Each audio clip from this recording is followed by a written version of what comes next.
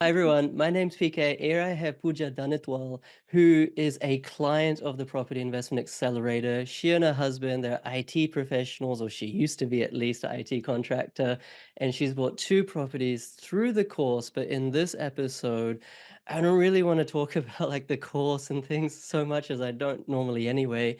I actually want to deep dive into her psyche, her journey before doing the course, and like what sort of was lacking in her property investing.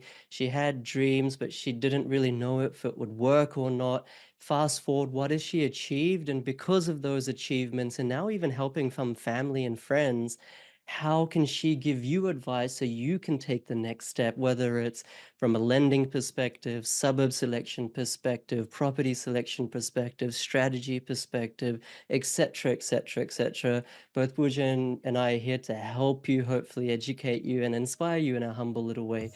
So stick around to the end, and this might just be the I don't know, the episode that just forces you to take action in which you won't regret in 5, 10, 15 years time.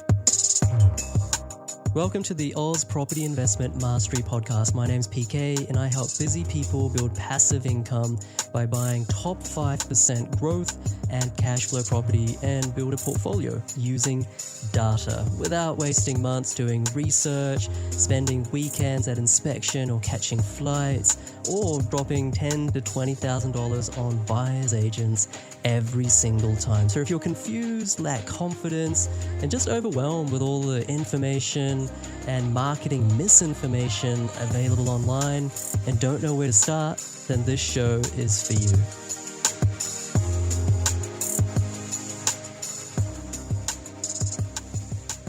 All right. Well, I mean, I know we've been talking a lot and I feel we've been messaging each other for many months, if not more than more than 1 or 2 years.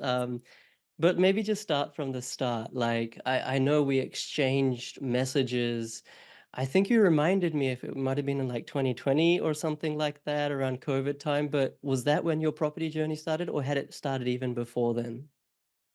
Oh, yeah. I mean, it started before in 2019. I bought my first property. So, not knowing much, I bought a townhouse 7 kilometers from city. Um, it This is was, in Melbourne, where you yeah, in live? Melbourne. Yeah. Yeah. And nice townhouse, established property. We didn't buy under construction. Um, However, the mistake we did was we were always whenever so we went to inspection twice for that property, and we were going on weekends, on Saturday or Sunday. And then we bought that property only to realize that it was on the main road, and there were lots of trucks passing through that road Mhm. during the daytime. So I think that that was a mistake we did. When you're buying something, maybe you inspect it at different, times, maybe one in the morning and in the evening, Yeah. and on the weekdays or weekends, so you know exactly what's going around that property. Right. So anyway, so yeah, we bought that one in 2019, And that was and an investment, was it? no, so the idea was to have our own place. Okay. And because I just came back from my maternity leave, so I wasn't working. We were limited in terms of our borrowing capacity as well. Mhm. So that's townhouse is all we could afford at that time. It was a 250 square meter block, but on a main road. So so yeah, that's where it started, and uh, we were living in that house. The trucks was always bothering me. And then during COVID, we also were feeling that it's a bit small for us. Two young Mhm. kids growing, they need space, they need some backyard and things like that. So we were actively looking for our next home already. And by the time you know, it was hard during COVID time to find a job, but I luckily got a good contract, and then our borrowing capacity went up. The interest rates were so low, so we were approved for around good 2 millions at that time. So anyways, we decided not to exhaust everything, and that's when I started listening to your podcast as well. um, so we ended up buying our second PPOR in southeast of Melbourne.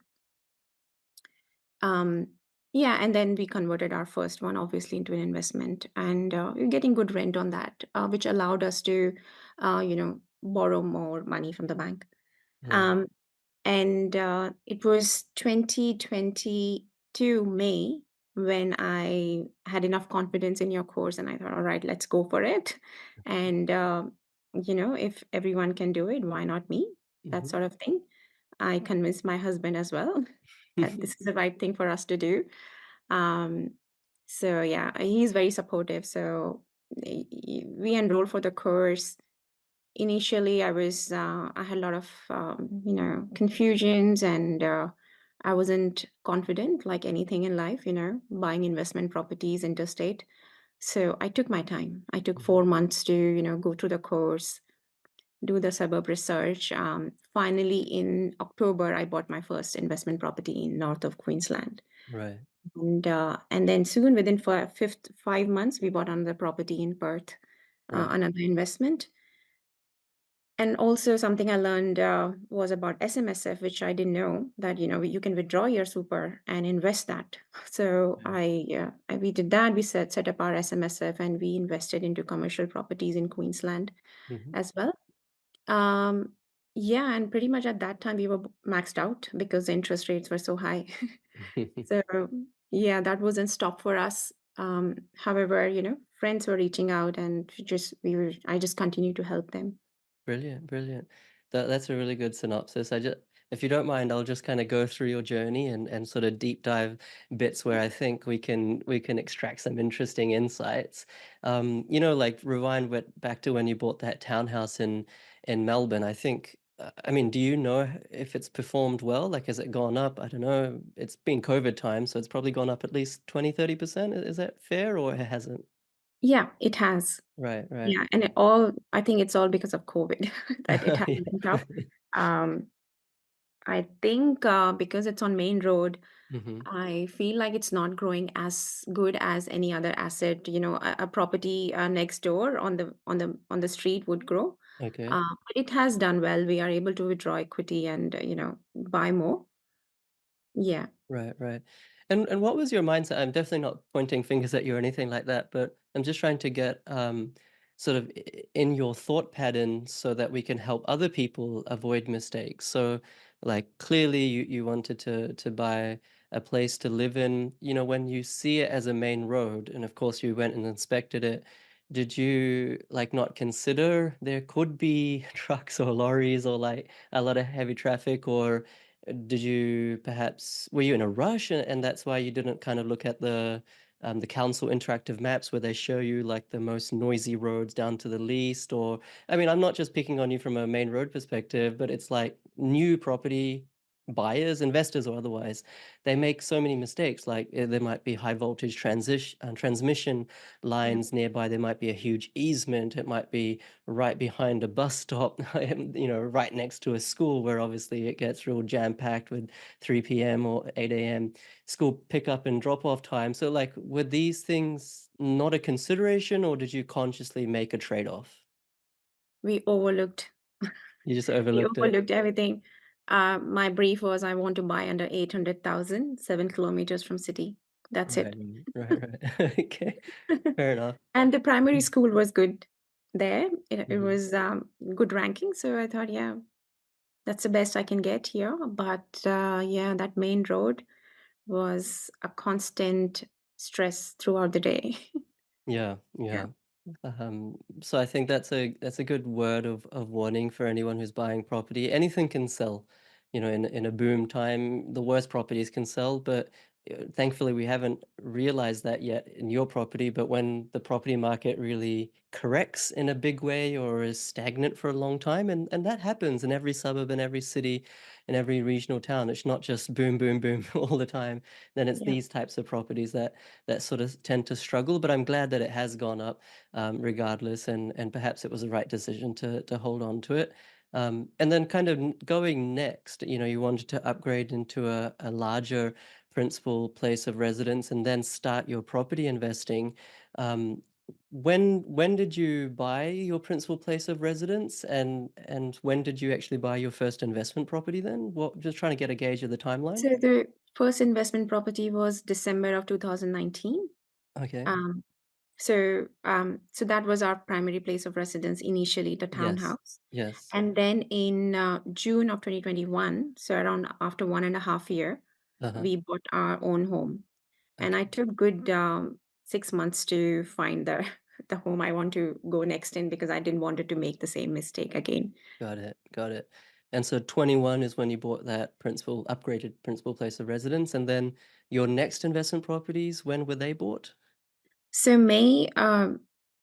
October of 2022, I bought my second investment property, and then February of 2023, I bought my third investment property. Right, And right, in between, I set up my SMSF and invested into commercial development in Queensland. Yeah. right. And when you were sort of going through the course, of course, you did that to invest in those 2 properties.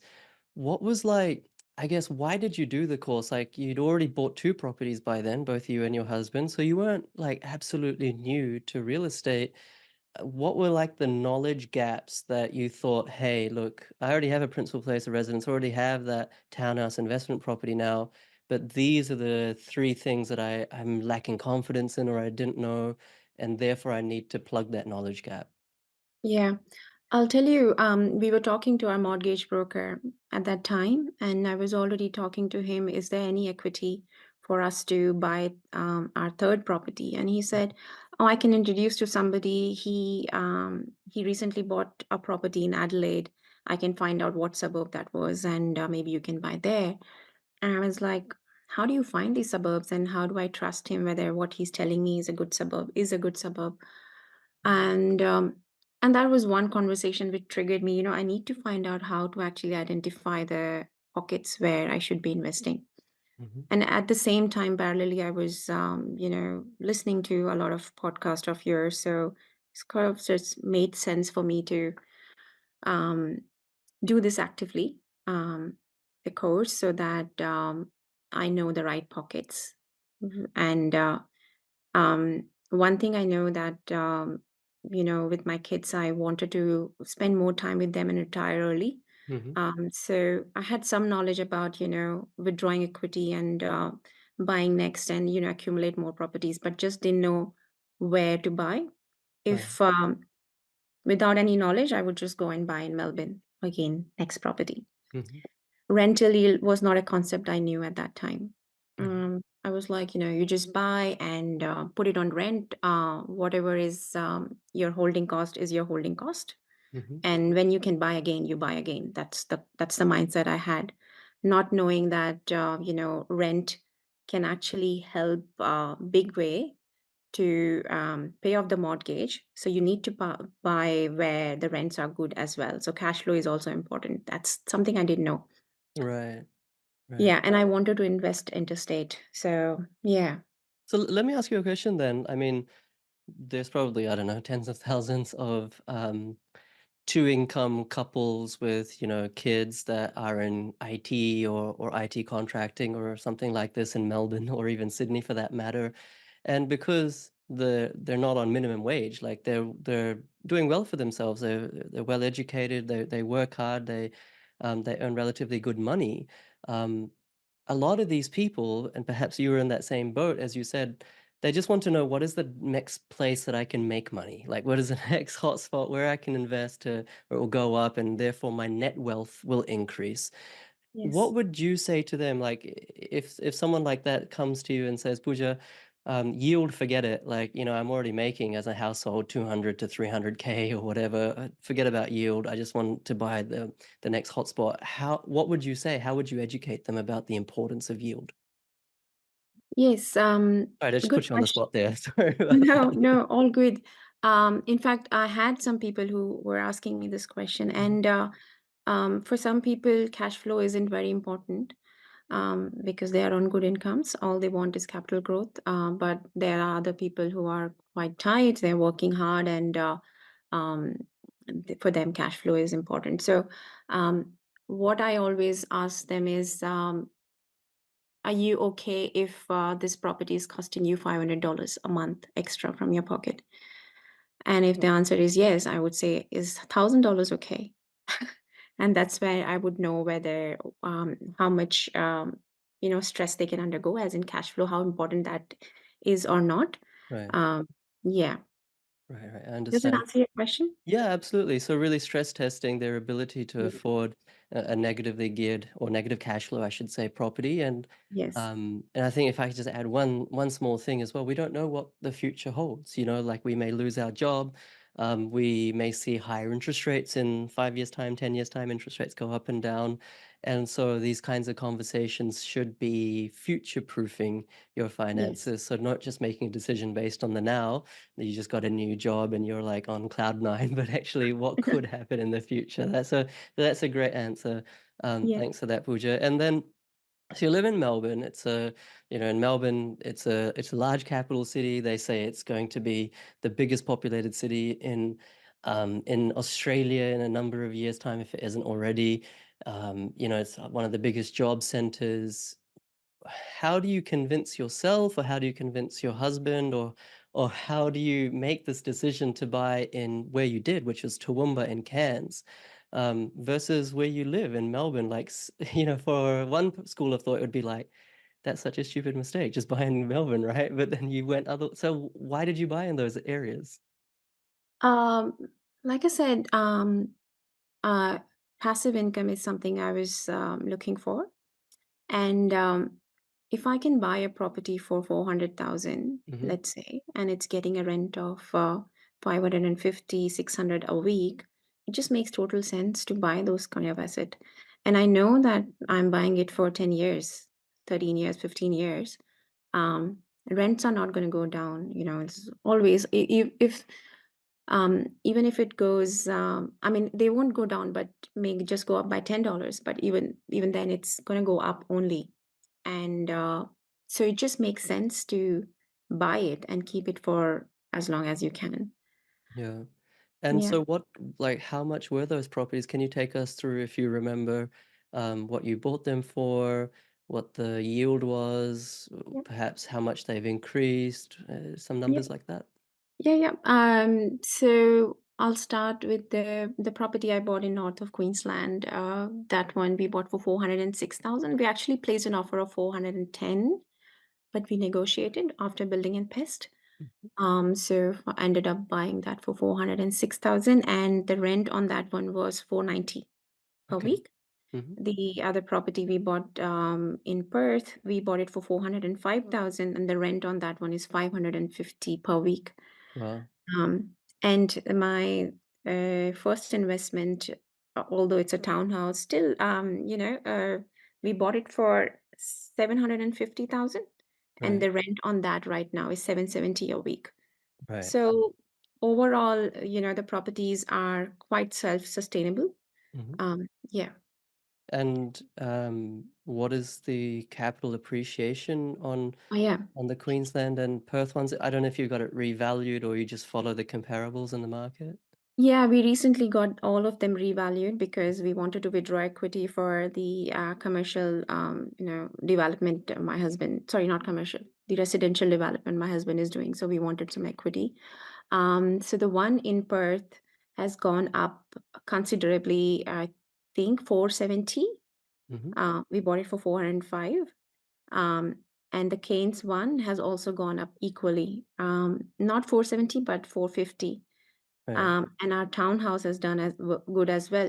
So to get these out amongst these three properties, we were able to withdraw 120 um, thousand equity, and then we withdrew from our PPR as well.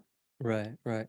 And it should be said as well, the Perth and Queensland properties, these were bought um, post the COVID boom, like, in 2022 onwards. And this is when interest rates were rising consistently. So there was no correlation between the property market and interest rates. You achieved appreciation, capital growth, despite interest rates going up at such a fast clip. So I think that's remarkable. And of course, Melbourne, not your townhouse per se. I don't know what happened there in terms of its trend, but Melbourne generally for the last, yeah, I mean, since about March, April 2022 has been pretty downwards and then kind of flat, maybe a few green shoots, but it's pretty stagnant. So that's Yeah. also the benefit of having a diversified portfolio, Puja.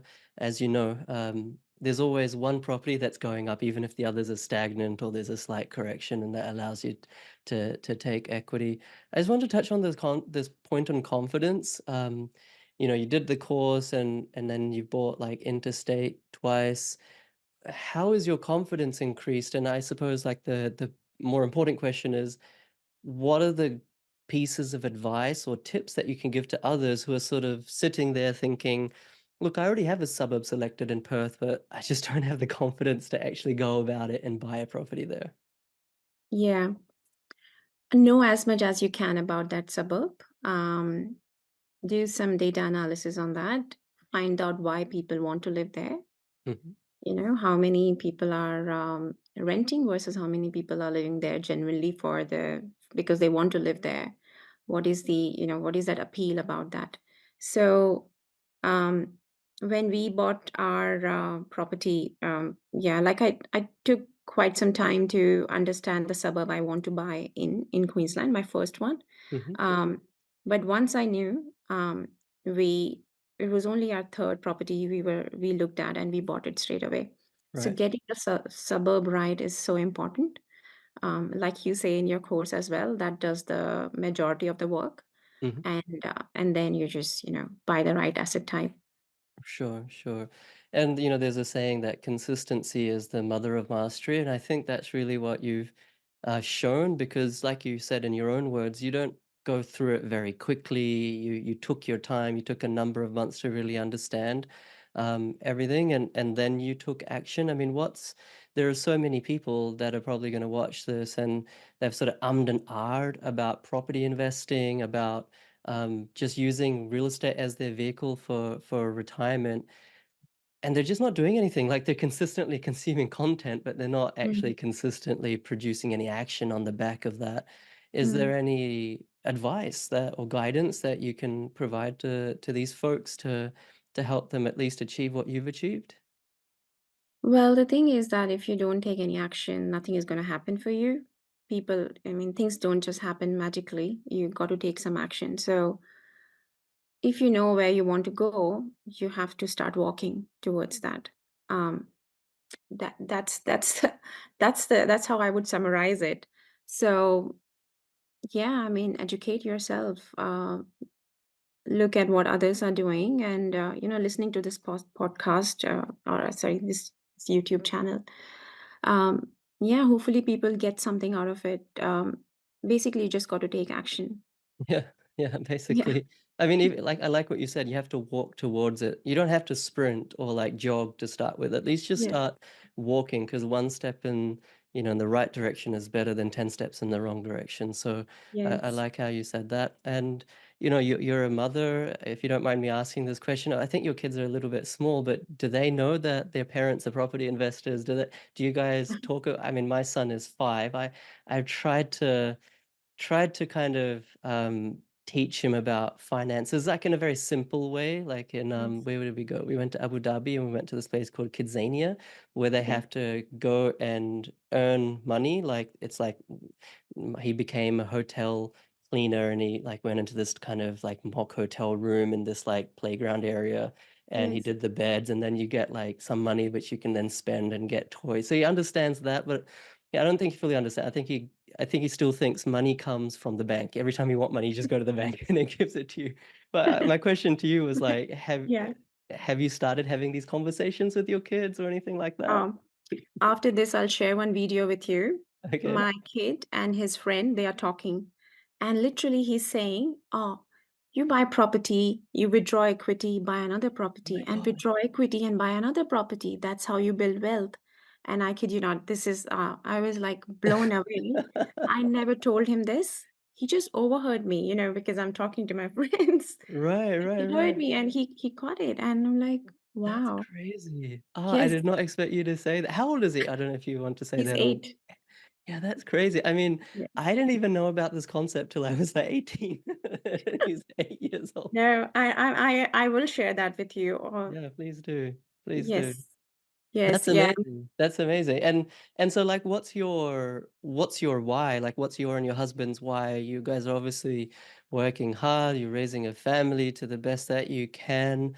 Do you guys have like a joint reason why, obviously your husband is doing a development, you're doing buy and hold, also helping your friends and family in their ventures? Um, what's your vision for like 10 years down the line, 20 years down the line? Look, my vision to what I'm doing right now are so contradictory. Okay. I want to be able to spend a lot of time with my kids. However, what I'm doing right now doesn't allow me to Hmm. because I'm just getting quite busy right now these days. However, where I really want to be is a place where I can spend quality time with my family and kids at the beach, not stressing about finances and not worrying about, 9 to 5 job and things like that. So that's really like in my mind, I have this picture of Trinity Beach at Cairns, and I have my house right in front, and I'm playing with my kids at the beach. That's like that is my goal. And whenever someone asks me this, that's the picture I get in my mind. This is what I want to do. That's so wonderful. I love that. Do you believe in manifesting or manifestation? Yes, I'm slowly, yeah, starting to believe in that. Okay, nice, nice.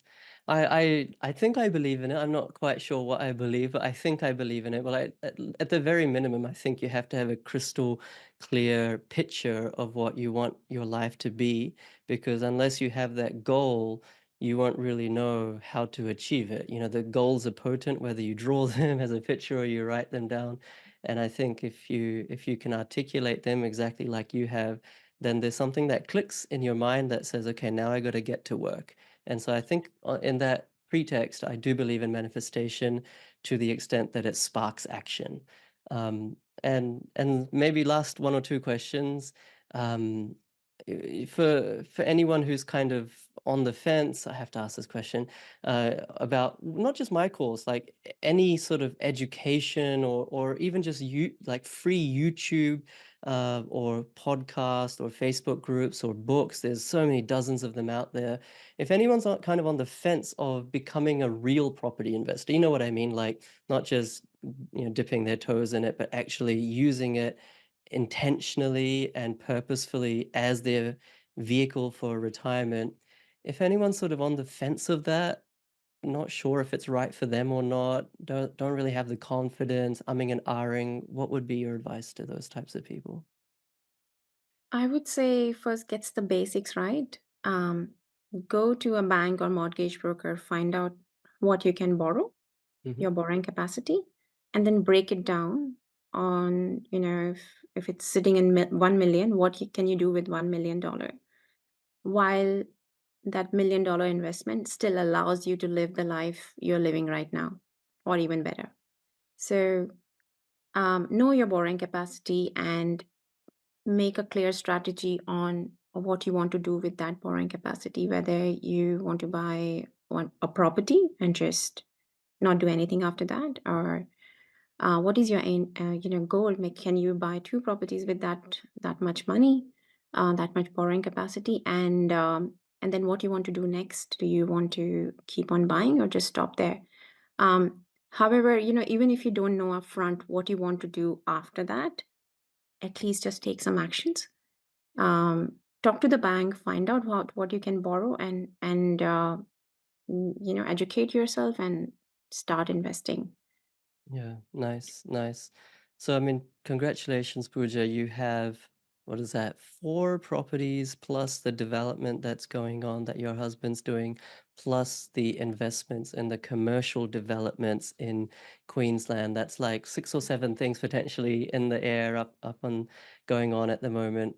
And you yourself, you're sort of helping your friends, I think, mostly, perhaps some other people as well, and you're using your newfound skills through the course to help them. How's that been going? Like, is that fun or is that stressful? Or, it's a big thing to help others. It's one thing is Yes. to spend your own money. Someone comes to you with 500K. It's like, okay, and now I really need to know what I'm doing. How's that been going for you? It's going good, and yes, that's right. If someone comes to you with that 500,000, you got to you need to do this better than what you would do for yourself. Mhm. I mean, I would not take that for granted any day or time. Um, so it's going well. I am I'm able to build trust in people, and that's the most important thing. Whether money comes or not, that's not the thing. It's to build that trust and that authority and trust amongst people that they would come to you for advice. These days, I go in a party and people are just coming to me talk about properties. Or what do you Mhm. think about the interest rate? What do you think? Which market will go up? Should I Right. sell my property in Melbourne? Things like that. I quite enjoy doing that. And 3 years back, I couldn't um, imagine myself talking that way. So um, I'm quite surprised with myself as well, to be honest, PK. But I'm enjoying it, and I never take anything for granted. If somebody's coming with that, um, with that money and they want to invest, I would do better than what I would do for myself. And yeah, That's awesome. That's awesome. I don't mind that myself, because I love talking about property. So every time someone meets me naturally, it's like it's mostly about property. I think my wife gets a bit sick of it after a while, but I enjoy it. I thought that would be the last question. One last question. You talked about you built that authority and trust. This is genuinely out of curiosity. How did you build trust in me or in the course? Like, it takes a lot as well to give some random guy off YouTube, a bunch of money in exchange for a digital product that may or may not work, could or could not be a scam, et cetera, et cetera. How did you just I'm curious. I took my time, PK, like anything. I always take time. Like I said about my first investment, yes. So I took my time. I think the first time I got a message about, or maybe I heard about you, or I got a message from you that can't remember, but it was 2020. 2020, yes. So I'm looking at my notes because I've noted down some dates here. Okay, yeah. Um, and I took your course in May of 2022. So I took 1.5 years. But I was going through a lot of your content on YouTube. Um, Also, I was trying to find more about you as a person, not the course, but what are Okay. you, and you know, um, um, what is your mindset, and what do that tells a lot about the person. And Sure. yeah, so it was more trust on you rather than your course. And Awesome. once I built that trust, the course was just like, now I understand PK and I can trust this guy. I'm definitely going to do this course. Thank you very much. No, I really appreciate it. Thank you for putting your trust in me. And thank you for also making time for this session, which I hope will empower and yeah, just give a kind of a G up to hundreds of people, if not thousands of people. I think they'll really benefit from it. And of course, I'll tag you if you want in my Facebook group when I share this. And then, guys, if you want, you can also contact Puja, DM her. And she's a lovely person, as you can tell, and she'll help you also steer you in the right direction, like with or without my course. I'm like I always say, I'm not so concerned whether you do my course anymore. It's there. It is what it is. But at least watch there's literally like more than 100 of these types of interviews on my client results playlist on YouTube, and those people will educate you and inspire you. And if it means like that's enough for you to take the next step, even without the course, so be it. The more important thing is that you guys take action, because I think that's yeah, that's really the difference between success and I don't want to say failure, but not success, let's say. But thank you so much again, Pooja, for making time, and I'm very glad and very proud of you as a client. Thank you so much, PK. Thanks for having me on your channel. Thanks again. Thanks again, everyone. And thank you for being part of this community. See you later.